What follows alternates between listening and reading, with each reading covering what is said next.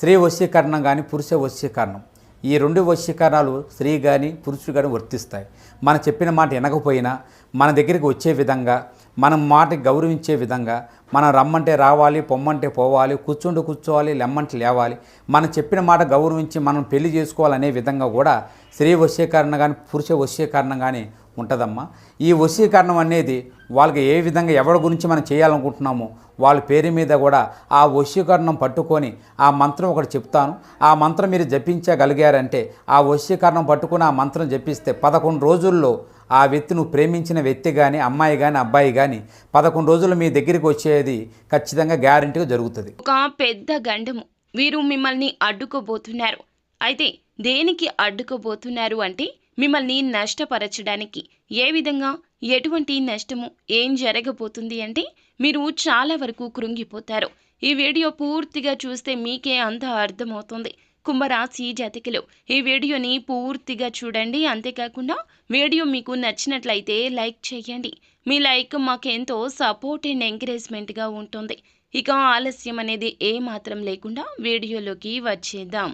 ఈ రోజు దినఫలాల ప్రకారం చూసుకుంటే, ముఖ్యంగా విద్యార్థులు ఏదైతే పనిని పెండింగ్లో పెట్టుకున్నట్లయితే గనక ఈరోజు దాన్ని పూర్తి చేసే అవకాశం ఉంది. పోటీ పరీక్షలకు సిద్ధమవుతున్న వారు కూడా ఏదైనా సిలబస్ మీరు పెండింగ్లో పెట్టుకున్నారు అంటే గనక దాన్ని తర్వాత ప్రిపేర్ అవుదామని అస్సలు అనుకోవద్దు. ఫ్రెండ్స్తో చిట్ చాట్ పెట్టడము, లేదంటే తర్వాత చేద్దాంలే, ఈ పని కాసేపు ఆగిన తర్వాత చేద్దాంలే అని చెప్పి ఎవరైనా స్నేహితులు అన్నా, ఎవరైనా మీకు అడ్డు తగిలినా వారి మాటలు ఆలకించొద్దు. ఈ రోజు పని ఈ రోజే పూర్తి చేయండి. రేపటికి వాయిదా వేస్తే గనక జరిగే నష్టము వారికి కాదు మీకు అని గుర్తుంచుకోండి. ఆ యొక్క నష్టాన్ని మీరు అస్సలు ఆ తర్వాత పూడ్చుకోలేకపోతారు. కావున ఈ రోజున ఏ విషయాన్ని తేలికగా తీసుకోవద్దు. ముఖ్యంగా ఎవరైనా ఏదైనా చెబితే గనక ఆ విషయం గురించి మీరు వారి నిర్ణయాన్ని పరిగణలోకి తీసుకోవద్దు. విద్యార్థులే కాదండి, ఉద్యోగస్తులైనా, ఏ ఇతర రంగాల్లో ఉన్నా, వ్యాపారంలో ఉన్నా కూడా ఈ రోజున మీ పని ఇంకొకరికి అప్పచెప్పొద్దు. నేను చేస్తాంలే అంటారు, కానీ వారి పని వారికి ముందుగా ముఖ్యము అనే విషయాన్ని మీరే గ్రహించాలి. ఈ తెలివి మీకు ఉంటుంది, కానీ ఈ రోజున ఇతరుల మాయమాటల్లో పడిపోతారు. వారి యొక్క మాయమాటలు ఎలా ఉంటాయంటే, వారితో ఉంటే మీరు చాలా వరకు ప్రశాంతంగా ఉంటారు. వారి మాటలు మీకు చాలా వరకు కూడాను మంచి బోధనలాగా అనిపిస్తుంది, కానీ వారి అవకాశాల కోసం మీ అవకాశాలు తొక్కేయచ్చు. వారికి నష్టం జరగకుండా ఉండడం కోసం మిమ్మల్ని కష్టంలోకి నెట్టేయచ్చు.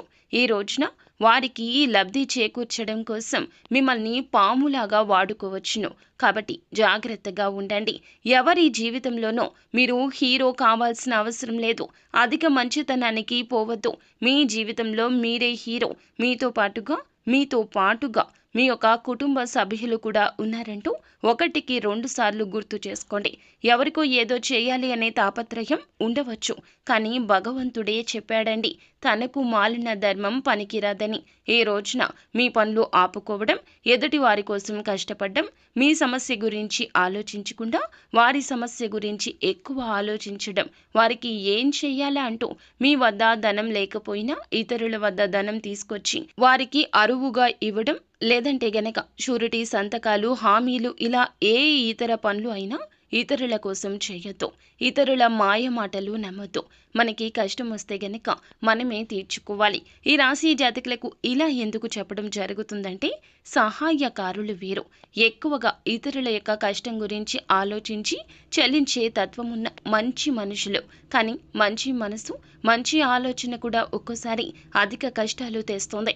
ఈ రోజున వీరు మిమ్మల్ని అధిక మాయలోకి నెట్టేస్తారు. అయితే ఈ రాశి వ్యక్తులు చాలా రోజులుగా మానసిక సమస్యతో బాధపడుతుంటే పరిష్కారం కూడా లభించబోతుంది.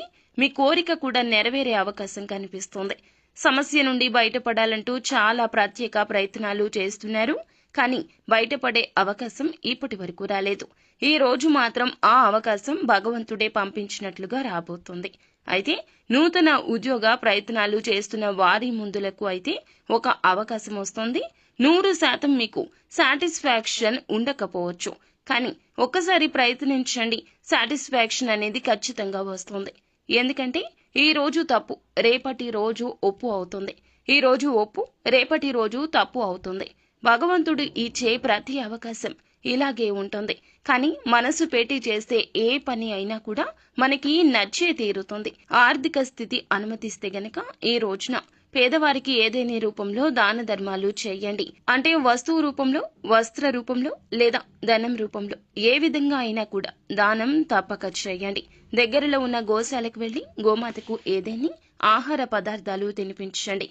గోమాతను నమస్కరించుకుని పూజించుకుని ఈ విధంగా ఆహారం పెట్టడం వల్ల శత్రు పీడలు తొలగిపోతాయి. పరమశివుని అనుగ్రహం మాత్రమే కాకుండా సకల దేవతల నిలయమైన గోమాత అనుగ్రహం లభించిందంటే సకల దేవతల అనుగ్రహాన్ని పొందుకున్నట్లే. ఖచ్చితంగా ఈ రోజు